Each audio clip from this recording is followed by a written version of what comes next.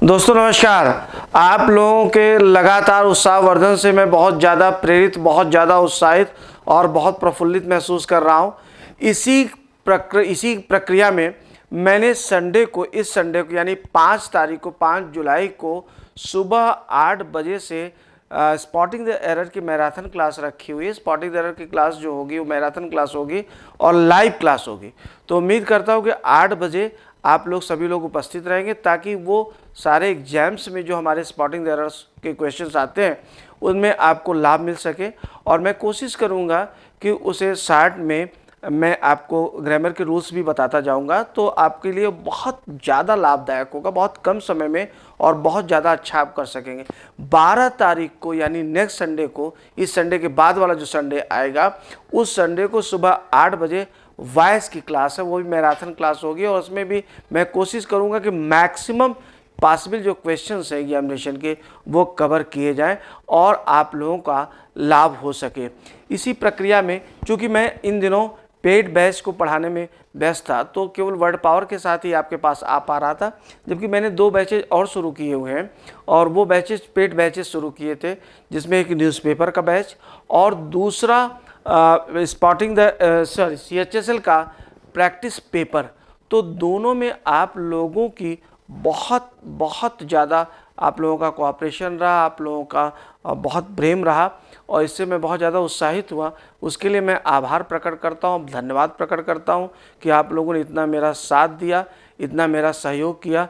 हालांकि ये मेरा नया बैच था, पहला बैच था और इसमें इतनी ज़्यादा सफलता की हम लोगों ने उम्मीद नहीं किया था, लेकिन जिस तरह से आप लोगों का प्रेम मिला, जिस तरह से आप लोगों को उत्साहवर्धन मिला, उससे मैं बहुत प्रसन्न हूँ। और मैं चाहता हूँ वो साथी मेरे जो किसी वजह से पेड बैच को नहीं ज्वाइन कर पाए हैं वो CHSL के पेपर को थोड़ा देखें कि मैं उनके लिए आज दे रहा हूँ पेपर, कि उनको कुछ लाभ हो सके। CHSL का जो पेपर आना है अगस्त में हम लोगों का एग्ज़ाम होना है, तो उसके लिए कुछ लाभदायक पॉइंट्स मिल सके और उन्हें पता चल सके कि कैसे वो सॉल्व करेंगे पेपर को। तो इस प्रक्रम में मैं आप लोगों को कुछ टेस्ट पेपर भी सॉल्व करवाने की कोशिश कर रहा हूँ। पेड बैच के अलावा पब्लिक वीडियो आपको मिलेगा। जो पेड वीडियो होता है वो केवल उन स्टूडेंट्स के पास होता है जो उसमें एडमिशन लिए होते हैं, लेकिन मैं फिर भी चाहता हूँ कि मेरे सारे साथियों को मुझसे कुछ लाभ हो सके और मैं उनके साथ जुड़ा रह सकूँ। तो आइए हम लोग एक क्वेश्चन पेपर को देखते हैं और ये क्वेश्चन पेपर जो दिया गया है उस क्वेश्चन पेपर में हम लोगों को देखना है कि क्वेश्चन पेपर क्या है। लेट अस सी, ये आया हुआ है प्रैक्टिस पेपर। आप देखें कि दिया गया है अराउंड द बुश। तो अराउंड द बुश जो दिया गया है ये आपका एक इडियम है, बीट अबाउट द बुश या बीट अराउंड द बुश होता है। यहाँ पे देखेंगे कि बीट अबाउट द बुश या बीट अराउंड द बुश आपको दिया मिलेगा। To beat about the bush इसका मतलब होता है घुमा फिरा करके बात करना, यानी साफ साफ न कहना, इसको हम कहते हैं to beat about the bush. और to beat around the bush भी कभी कभी मिलता है। अगला दिया गया है आपका सेलेक्ट द एंटोनिम। एक एक की हिंदी आप देखें, पहले भाव समझें। एडल्टरेट का मतलब होता है मिश्रण कर देना, मिला देना। तो एटेन्यूएट का मतलब होता है पतला कर देना। आगे आप देखिएगा, एडल्टरेट जब हम करते हैं तो कोई ख़राब चीज़, जालसाजी पूर्ण चीज़ों को मिलाते हैं हम। मान लीजिए एडल्ट्रेशन हो जाएगा, अगर मान लीजिए दूध में हमने पानी मिला दिया तो मिश्रण हो गया उसका। और उसी प्रकार से अब आप देखिए एटेन्यूएट का मतलब होता है कि किसी चीज़ को कम करना, कमज़ोर करना, पतला करना। प्योरीफाई का मतलब शुद्ध करना। विशिएट का मतलब ख़राब कर देना होता है। और डाइल्यूट का मतलब होता है कि पतला कर देना। तो एडल्टरेट को अगर हम बात करें तो इसमें हम लोगों को समझ में आएगा कि इसका उल्टा मतलब जब आप मिश्रण क्या कहा जाए, उसको कहा जाए, शायद सही बात है कि जो आपके समझ में आएगी मिलावट करना होगा। एडल्टरेट का मतलब क्या हो गया, भाव मिलावट करना। तो जो प्योरीफाई होगा वह क्या हो गया, शुद्ध करना हो जाएगा। तो ये आपका एंटोनिम हो जाएगा।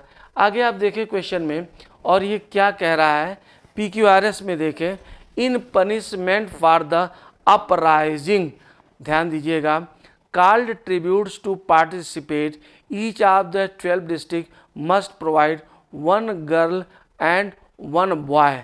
ध्यान दीजिएगा यहाँ पे क्या क्या दिया गया है, PQR दिया गया है, PRQ, PQR, RQP, और ये आपका दिया गया है कि लास्ट में QRP दिया गया है।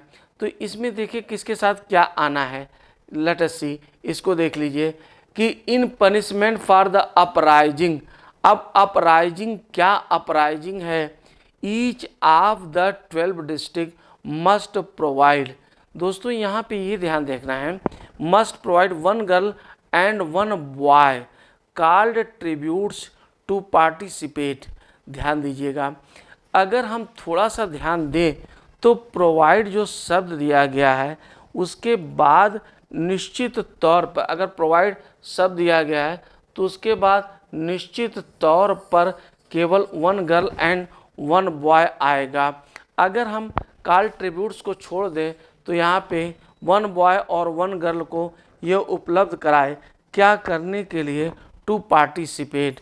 तो QRP यहाँ पे जो बनेगा आपका दैट विल बी QRP। 79 देखें, सेलेक्ट द एंटोनिम। एंटोनिम आपको सेलेक्ट करना है, एक एक शब्द पे आप जरा गौर करें एंटोनिम क्या क्या दिया गया है। पहला शब्द जो दिया गया है वह कंज्वाइन दिया गया है। कंज्वाइन अगर हम बात करें, ये सेकंड फॉर्म दी गई वर्ब की, मिलाना या एकत्रित करना होता है। सेवर का मतलब काट देना होता है, अलग कर देना होता है। एडज्वाइन का मतलब भी होता है जोड़ देना या संयुक्त करना। मेल्ड की अब किया जाता है तो मिला करके एक करना होता है। और अफिक्स का मतलब होता है चिपका देना। तो कंज्वाइन के बाकी अगर हम देखें तो कहीं न कहीं से सब सिनोनिम हैं, और इसमें जो सेवर है मतलब काट देना, अलग कर देना होगा, यही इसका एंटोनिम हो जाएगा। It was obviously for everyone. ध्यान दीजिएगा दोस्तों, ये आपका स्पॉटिंग द एरर का क्वेश्चन दिया गया। इट वॉज ऑब्वियसली नहीं होगा, क्योंकि यहाँ पर जो दिया गया है वो ऑब्वियसली जो है वह एडवर्ब है, और एडवर्ब का प्रयोग जो होता है वह नाउन या प्रोनाउन के अलावा बाकी की विशेषता, मोस्टली जो सामान्य तौर पे उसका प्रयोग किया जाता है जनरली, वह किसी एडजेक्टिव, किसी वर्ब या किसी दूसरे एडवर्ब की विशेषता बताने के लिए किया जाता है। तो यहाँ पे ऑब्वियसली का प्रयोग नहीं होगा। It was obvious for everyone, यह प्रत्येक व्यक्ति के लिए स्पष्ट था। स्पष्ट रूप से था का कोई अर्थ नहीं होता है। जैसे अगर हम बोलते हैं it was good, it was well, it was, अगर हम बोलते हैं किसी भी चीज़ को ले लीजिएगा, तो जब हम इसका प्रयोग करें तो हमको ये पता होना चाहिए कि वहाँ पे एडजेक्टिव आ रहा है कि एडवर्ब आ रहा है कि नाउन आ रहा है। तो पहले पार्ट में गलती होगा, इट वाज ऑब्वियस हो जाएगा। अगला दिया गया है an event are a group of events occurring as a part of sequence. जो कोई ग्रुप या ग्रुप ऑफ इवेंट्स जो किसी सीक्वेंस के रूप में इकट्ठा मतलब अकर होता है, उत्पन्न होता है। स्टैंजा जो होता है वो छंद है, और सीरीज श्रृंखला हो जाएगी। लेसन का मतलब होता है पार्ट, आपको पता है। एपिसोड जो होता है, एपिसोड ही वह चीज़ होती है जो क्या होती है, an event are a group of events, एक कोई घटना या घटनाओं का जो समूह होता है वही हम कहते हैं। इसकी अगर हिंदी हम बोलें तो उपाख्यान या कड़ी बोलते हैं, उपकथा बोलते हैं, जो हम लोग अक्सर देखते हैं कि इस एपिसोड में ऐसा हुआ, उस एपिसोड में ऐसा हुआ। तो उसमें कई तरह की घटनाएं घटित होती हैं। आप लोग टीवी देखते होंगे, उसमें पता चलता होगा वह एपिसोड है, एपिसोड इस एपिसोड में ऐसा हुआ। कंसोलिडेट का मतलब होता है मजबूत करना, मिला देना, केंद्रीकृत कर देना। कंसोलिडेट ठोस बना देना होता है। तो वही है एकत्र करना इसके सेंस में। सेंट्रलाइज अगर हम बात करें तो सेंट्रलाइज का मतलब भी क्या होता है, केंद्रित कर देना होता है। वेरिएट का मतलब होता है विचर करना। डिक्लेयर माने घोषणा करना होता है। और अनाउंस का मतलब होता है उद्घोषणा करना, अनाउंस किया है, ठीक है। तो यहाँ पे जो हमारा बनेगा कंसोलिडेट का, वह सेंट्रलाइज हो जाएगा। 83 को देखिएगा, a dime a dozen, a dime a dozen क्या होता है, लेट अस सी। ये एक फ्रेज है जिसका मतलब होता है बिल्कुल आम कोई महत्वपूर्ण न हो बल्कि वह आम चीज़ होती है तो उसे हम कहते हैं ए डाइम, ए डजन। या अगर हम इनमें चारों ऑप्शंस को देखें तो क्या हो जाएगा, very common and of no particular value. इसके बाद आप देखें इम्प्रूव द ब्रैकेटेड पार्ट, थोड़ा सा ध्यान दीजिएगा, प्रोटेस्ट दिया गया है, प्रोटेस्ट के बाद जो प्रेपोजिशन लगता है वह दरअसल अगेंस्ट लगता है। प्रोटेस्ट के बाद प्रेपोजिशन अगेंस्ट लगता है तो इसका यहाँ पर कोई जो बनाएंगे टूवर्ड नहीं होगा बल्कि क्या हो जाएगा, अगेंस्ट हो जाएगा। अगला क्वेश्चन देखें 85, select the word with the correct spelling. तो अब करेक्ट स्पेलिंग के साथ जो वर्ड है वो हमको चुनना है। तो पहला आप देखेंगे MISS दिया गया है, डबल एस नहीं होगा, एस के ये जो दूसरा एस दिया गया है वो दरअसल वहाँ पर सी हो जाएगा। मिसिबल ये सी होगा, ये एस नहीं होगा बल्कि यह सी होगा। मिसिबल का मतलब होता है परस्पर जो मिश्रणीय होता है, जैसे दूध और पानी मिसिबल होते हैं। दूसरा जो शब्द दिया गया है वो दिया गया है सॉसेज। तो जो सॉसेज होता है यहाँ पे अगर आप ध्यान दें तो SAU होगा, SAO नहीं होगा बल्कि यहाँ पे SAU होगा। और जो सॉसेज होता है वह क्या होता है, मांस से भरा जो खाद्य पदार्थ होता है उसे हम सॉसेज कहते हैं। एम्यूलेट का मतलब अनुकरण करना होता है, तो एम्यूलेटर जो होता है वो प्रतिस्पर्धी होता है या वह अनुकरण करने वाला नकलची होता है।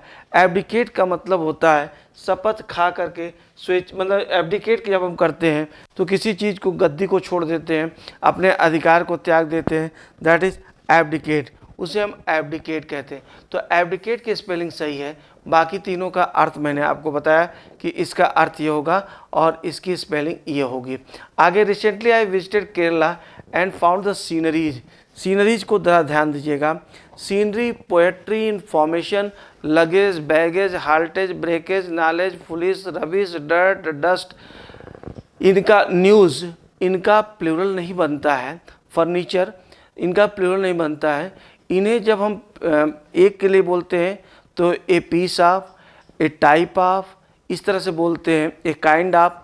और अगर हमको इसमें प्लूरल बोलना हो तो pieces of, items of, types of, kinds of, इस तरह प्रयोग करते हैं। तो सीनरीज नहीं होगा, यहाँ पे क्या हो जाएगा, सीनरी होगा। 87 को देखें, क्वेश्चन नंबर 87, और यहाँ पे देखेंगे द 24 ट्रिब्यूट्स, ध्यान दीजिएगा, that could hold anything from a will be imprisoned in a vast outdoor arena, burning desert to a frozen wasteland। थोड़ा सा ध्यान देखें, द 24 ट्रिब्यूट्स इसमें दिया गया है। 24 ट्रिब्यूट्स को अगर हम देखते हैं तो इसमें क्या देगा, लेट अस सी, एक एक चीज़ देखिएगा।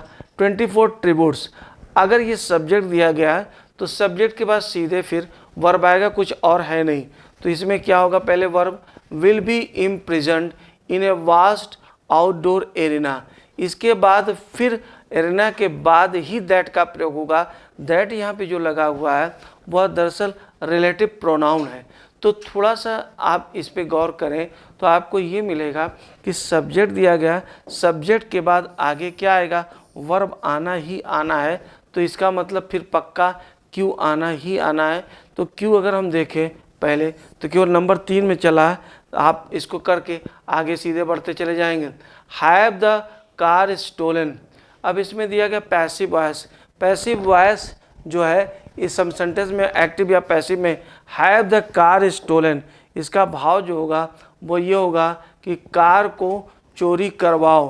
तो कार को चोरी करवाओ, इसका मतलब ये कास्टिव सेंटेंस है, इसको ध्यान रखेंगे कि कार को चोरी कराओ। इसका मतलब क्या हो गया, इसका मतलब ये है कि किसी व्यक्ति से चोरी कराओ, किसी व्यक्ति को प्राप्त करो जो इस कार की चोरी करे। तो इसमें थोड़ा सा ध्यान दीजिए, get someone to steal the car. अगर आपको इसका बहुत अच्छा समझना है तो आप, मैंने कास्टिव वर्ब का एक लेक्चर तैयार किया था, वीडियो लेक्चर तैयार किया है, तो उसमें आप चले जाएं और उसे कायदे से पढ़ लें। तो उसमें मैंने बहुत विस्तार से कास्टिव वर्ब को समझाया हुआ है। तो ये कास्टिव वर्ब का सेंटेंस दिया गया है, कास्टिव सेंटेंस है, तो इसे समझने के लिए आपको वहाँ पे समझना ज़रूरी होगा। उसको अगर आपने नहीं देखा है उस लेक्चर को नहीं देखा है तो ज़रूर देखिएगा, तभी आपको अच्छा लगेगा और ये बहुत अच्छे समझ में आएगा। Have the car stolen, car की चोरी कराओ। गेट द कार स्टोलन भी हो सकता था, गेट द कार स्टोलन का भी हम प्रयोग कर सकते थे।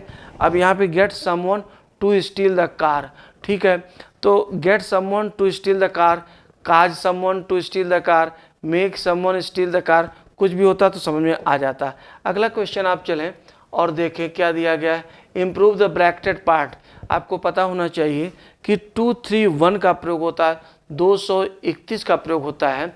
अगर हम इसमें देखें, look at this video clip in which you my friend and I, ठीक है, तो यहाँ पे 231 का जो प्रयोग है वो क्या है, जब प्रोनाउन में हम चलते हैं तो 231 का प्रयोग पहले सेकंड पर्सन आता है, फिर थर्ड पर्सन आता है और फिर फर्स्ट पर्सन आता है।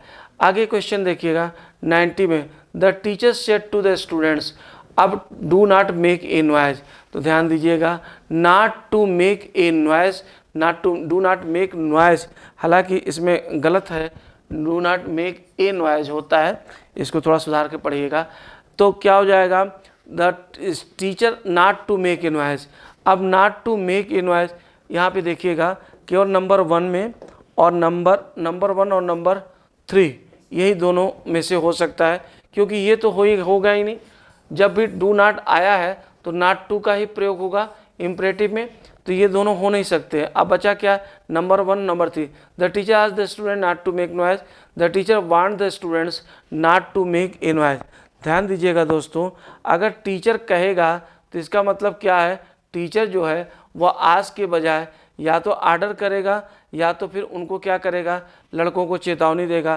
तो यहाँ पे चेतावनी का भाव होगा, नंबर 3 हो जाएगा, और ये नंबर 3 क्या है, द टीचर वांड। अगला क्वेश्चन देखें, select the word with correct spelling, correct spelling वाले वर्ड को देखें। पहला जो वर्ड दिया गया है इरेजेबल, इरेज का मतलब होता है मिटाना, तो इरेजेबल जो हो जाएगा इसमें क्या है, इसमें आप देखें ई का प्रयोग नहीं होगा। दूसरा प्रोबेबल जो होता है वो संभाव्य होता है, जो चीज़ संभावित होती प्रोबेबल, बी का प्रयोग नहीं होगा। सीक्रेट का मतलब होता है किसी चीज़ को उत्सर्जित करना, उसको उसका श्राव करना, सीक्रेट, यही शब्द सही होगा। और एस्टीम्ड का मतलब सम्मानित होता है, इसमें लास्ट में केवल एक ई होगा। अगला क्वेश्चन देखें, इंस्क्राइब, इंस्क्राइब का पहले इंस्क्रिप्शन जो दिया गया उसका वर्ब देखें। इंस्क्राइब का मतलब होता है टू राइट इन, किसी चीज़ में लिखना अर्थात उत्कीर्ण करना। तो इंस्क्रिप्शन जो होगा वो एक उत्कीर्णन होगा और वह क्या हो जाएगा, एनग्रेव हो जाएगा। यहाँ पे जो शब्द दिया गया एनग्रेव। अगला क्वेश्चन 93, एवरी इवनिंग ए उल्फ, उल्फ का क्या होगा, उल्फ का ध्यान रखिएगा, उल्फ का जो हम बनाते हैं वो उल्फ का गौर करेंगे। उल्फ का पैक, गैंग, कंपनी, पहली बात तो गैंग या कंपनी का प्रयोग नहीं होगा। और जब हम उल्फ की बात करते, उल्फ का ही प्लूरल उल्फ्स हुआ है, उल्फ का मतलब भेड़िया होता है, तो पैक ऑफ उल्फ्स होता है। A drop in the bucket, a drop in the bucket हम कहते हैं, या अगर हम बोलते हैं ड्रॉप इन द ओशन बोलते हैं, ऊँट के मुंह में जीरा, यानी बहुत कम अमाउंट, जितनी ज़रूरत होती है उसकी तुलना में बहुत कम अमाउंट जो होता है वही a drop in the bucket or a drop in the ocean के भी रूप में हम लोग लेते हैं। Represent something as being less important, किसी चीज़ को कमतर करके आंकना, तो इसको हम क्या कहते हैं, डिस्क्रिमिनेट का मतलब क्या होता है, डिस्क्रिमिनेट करते हैं तो भेदभाव करते हैं, अंतर करते हैं। डिस्क्रिमिनेंट जो है वो एडजेक्टिव है। स्ट्राइड का मतलब बड़े बड़े डग होता है, मतलब लंबे लंबे डग भर करके चलना, स्ट्राइड हो गया। और इसके बाद अंडर प्ले जो होता है, अंडर प्ले का मतलब ही होता है कि अंडर प्ले का मतलब किसी चीज़ को कमतर करके आंकना, कम महत्व उसका बताना, अंडर प्ले होता है। और इम्पीरियस जो होता है वो शाही होता है, अभिमानी भी होता है और शाही भी होता है। तो यहाँ पे जो सही शब्द होगा वह क्या होगा, अंडर प्ले। अंडर प्ले करते किसी को वो कम करके हम आंकते हैं। अब आगे देखें, instead of finding the root cause of Indians the British government took two more measures, root cause भारतीयों का पाने की अपेक्षा ब्रिटिश गवर्नमेंट ने बहुत सख्त कदम उठाए, मेजर्स उठाए। Under the defence of India act it gave more power to police to arrest persons to stop procession को स्टॉप करें विद अच्छा movements and actions the act brought. दोस्तों यहाँ पे ध्यान ये देना है हम लोगों को कि इसमें जो पूरा पैसे दिया गया है वह ब्रिटिशर्स ने जो भारतीयों के साथ सख्ती बरती थी उस समय, वही स्वतंत्रता जिस समय ये लोग अंग्रेज लोग यहाँ पे भारतवर्ष पे शासन कर रहे थे, उसी समय जब आंदोलन यहाँ से हो रहा था उस समय की बात हो रही है। तो instead of finding the root cause of, अब देखिएगा रूट काज किस चीज़ का है, ऑफ इंडियंस का रूट काज पाने के उसमें, तो किस चीज़ का रूट काज था, तो जाहिर सी बात है यहाँ पे अगर हम ध्यान दें तो डिसकंटेंट का मतलब असंतोष, भारतीयों के बीच में असंतोष हो रहा था। प्रॉब्लम माने समस्या, सैडनेस माने दुख होता है, और प्रोटेस्ट का मतलब होता है विरोध। तो यहाँ पे जो भारतीयों ने किया था वह क्या था, भारतीयों के बीच में असंतोष की भावना थी, डिसकंटेंट हो जाएगा। 97 को आप देखें, 97 क्या कह रहा है, the British government to two measures, British सरकार ने कैसे उपाय किए होंगे, तो जाहिर सी बात, ड्रेस्टिक का मतलब कठोर हुआ, एंग्रियर का मतलब क्या हो गया, ज़्यादा नाराज़गी वाला, रिप्रेसिव का मतलब दमनात्मक होता है, तो डैमेजिंग का मतलब नुकसानदायक, जो ध्वस्त करने, डैमेज करने, नुकसान पहुंचाने वाला होता है। तो जो ब्रिटिश सरकार ने कौन से उपाय किए होंगे, वो दमनकारी मतलब जिससे आंदोलन दब जाए, आंदोलनकारियों के ऊपर जो दमनात्मक या दमनकारी रवैया अपनाया होगा, दैट इज़ रिप्रेसिव, उसे हम रिप्रेसिव कहते हैं। आगे देखें 98 को क्वेश्चन में आए, टू अरेस्ट पर्सन्स को अरेस्ट करने के लिए, टू स्टॉप प्रोसेशन, ताकि जो प्रोसेशन है वह क्या किया जाए, स्टॉप किया जा सके, जो जुलूस है ये सब रोका जा सके, विद, ध्यान दीजिएगा, out of the ordinary, out of the ordinary का मतलब सामान्य हो गया, इसके बाद सस्पिशियस का मतलब संदिग्ध हो गया, कासस का मतलब जो होता है, कासस का मतलब होता है सावधानीपूर्ण हो गया, स्केप्टिकल का मतलब होता है संशयी होता है। तो यहाँ पे जो मूवमेंट्स चल रहा था, एक्शन चल रहा, जो आंदोलन चल रहे थे वो कैसे थे, ब्रिटिशर्स के लिए वो सस्पिशियस थे, मतलब संदिग्ध हो रहे थे, उनके शासन के लिए हो रहे थे, उनके शासन के खिलाफ हो रहे थे। It was a carefully laid out, यह एक केयरफुली बहुत सावधानी पूर्वक बनाया गया। स्कैम का मतलब घोटाला होता है, ट्रिक का मतलब जालसाजी होती है, ट्रैप का मतलब फंदा होता है, प्लाट का मतलब षड्यंत्र होता है। तो यह क्या है, यहाँ पर प्लाट हो जाएगा। आगे आप देखें 100 में, क्वेश्चन नंबर 100 को देखें, और एक not to cause death or injury, मतलब डेथ और इंजरी न काज किया जाए, but to the attention of the government, तो अटेंशन गवर्नमेंट का क्या किया जाएगा, तो जाहिर सी बात है ड्रा द अटेंशन ऑफ, तो ड्रा द अटेंशन जब हम करते हैं तो इसका मतलब क्या हो गया कि अटेंशन जब ड्रा करते हैं तो ध्यान आकर्षण करते हैं, ब्रिंग द अटेंशन ऑफ लाना, गेट द अटेंशन लेना, नोटिस का कोई अर्थ नहीं होगा, तो ड्रा द अटेंशन इसका मतलब होता है ध्यान आकर्षित करना। तो जो ये भारतीय लोग थे, मतलब भगत सिंह और बटुकेश्वर दत्त, इन लोगों ने जो बम फेंका था उसमें यही था कि किसी को नुकसान न पहुंचे लेकिन सरकार का ध्यान आकृष्ट किया जाए। तो ड्रा द अटेंशन आपका मतलब क्या हो गया कि ध्यान आकृष्ट करना। तो ये जो आज पेपर है ये मैंने आपको कराया ताकि आपको ये समझ में आए कि CHSL का जो पेपर होगा उसे आपको कैसे अटेम्प्ट करना है, आउट ऑफ 25 क्वेश्चंस हम लोगों को कैसे वर्क करना है कि जिस तरह से हम लोग पेपर को सॉल्व कर ले जाएं और मैक्सिमम पॉसिबल मार्क्स हम लोग प्राप्त कर सके। तो दोस्तों मैंने कहा आपको कि स्पॉटिंग दर एक बड़ी प्रॉब्लम होती है आपकी, और वॉइस और नरेशन चूँकि ऐसे महत्वपूर्ण, हालांकि हर एक क्वेश्चन बहुत इंपॉर्टेंट होता है किसी भी सब्जेक्ट का, लेकिन ये एक ऐसे कुछ टॉपिक्स मैं ला रहा हूँ जो कि बहुत कम समय में और उनके जो मार्क्स होते हैं वो बिल्कुल सॉलिड होते हैं, वो मिलने ही मिलने हैं और उसमें सफलता की ऑलमोस्ट 100% संभावना रहती है कि हम लोगों को, जैसे वॉइस मैंने आपको बताया कि देखते ही हम लोग उसको मारेंगे, नरेशन का भी इसी तरह से होगा। और स्पॉटिंग द एरर एक ऐसा एरिया है जो पूरे ग्रामर को कवर करता है, तो स्पॉटिंग द एरर पे अगर हम लोग वर्क कर ले जाएं तो काफ़ी कुछ चीज़ें उसमें संभव हो सकती हैं। उम्मीद करता हूँ कि 5 तारीख को सुबह 8 बजे से और 12 तारीख को सुबह 8 बजे से, 5 जुलाई और 12 जुलाई को दोनों दिन संडे है, तो आप लोग मेरे साथ वर्क करेंगे ताकि हम लोग अपने मंजिल पर पहुंच सके। बहुत बहुत धन्यवाद।